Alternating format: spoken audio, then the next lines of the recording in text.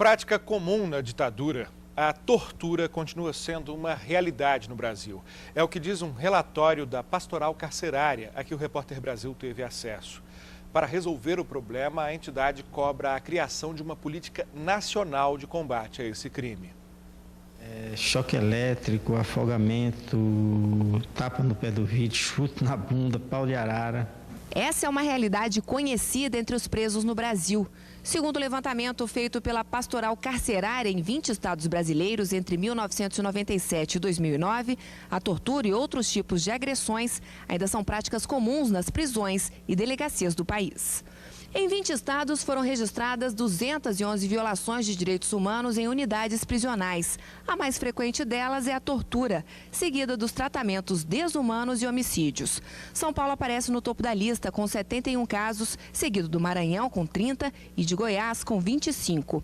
O relatório da Pastoral mostra ainda que os agentes penitenciários e os policiais militares são os principais autores dessas agressões. Embora haja evidências, haja exame de corpo de delito, o Judiciário e o Ministério Público não ouvem, não dão valor à voz dos presos. Outros fatores que contribuem para que a prática da tortura continue são os baixos salários e a falta de treinamento adequado dos policiais. O Ministério Público deveria fiscalizar o trabalho nas prisões e delegacias e pedir punição para quem pratica a tortura, mas tem dificuldades para realizar a tarefa. É preciso que Ministério Público, Polícia, Defensoria Pública, o Estado como um todo, se una em torno de uma política pública, não cada um atuando de forma isolada, porque nós só vamos assim encontrar paliativos e não remédios duradouros para o que se pretende. A ouvidoria do Departamento Penitenciário Nacional é um dos canais para receber as denúncias. A ouvidora reconhece que não há estrutura para resolver o problema. Eu acho que o nosso foco tem que mudar um pouco, ele tem que ir para os mecanismos de monitoramento.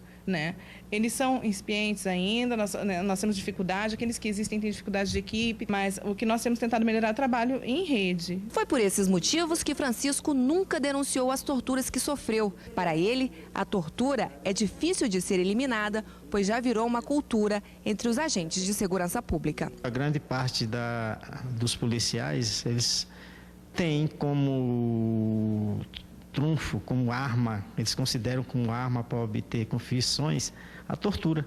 Para mudar essa triste realidade, a Pastoral Carcerária pressiona.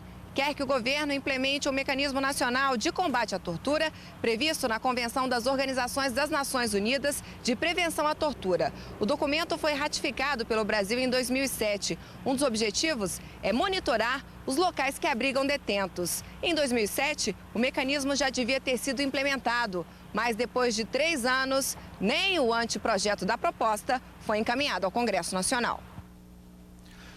Bom, para fazer denúncias de casos de tortura e outros abusos, uma forma é enviar e-mail para direitoshumanos@sedh.gov.br. Há também a Ouvidoria de Execução Penal do Ministério da Justiça, que recebe denúncias pelo site www.mj.gov.br. A tortura foi definida como crime pelas Nações Unidas em 1984, mas só em 97 o Brasil criou uma lei específica para combatê-la.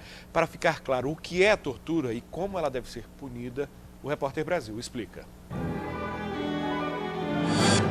A lei estabelece como crime de tortura constranger alguém com um emprego de violência ou grave ameaça, causando sofrimento físico ou mental, com os seguintes fins: obter informação, declaração ou confissão da vítima ou de terceira pessoa, forçar alguém a cometer um crime ou se omitir de evitá-lo, por razão de discriminação racial ou religiosa ou como forma de castigo.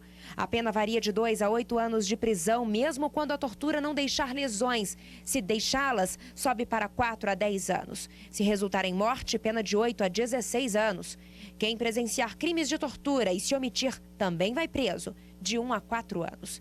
E há agravantes. A pena será aumentada em até 1/3 se o autor ou testemunha for agente público, como policiais, ou se as vítimas forem crianças, gestantes, deficientes e idosos.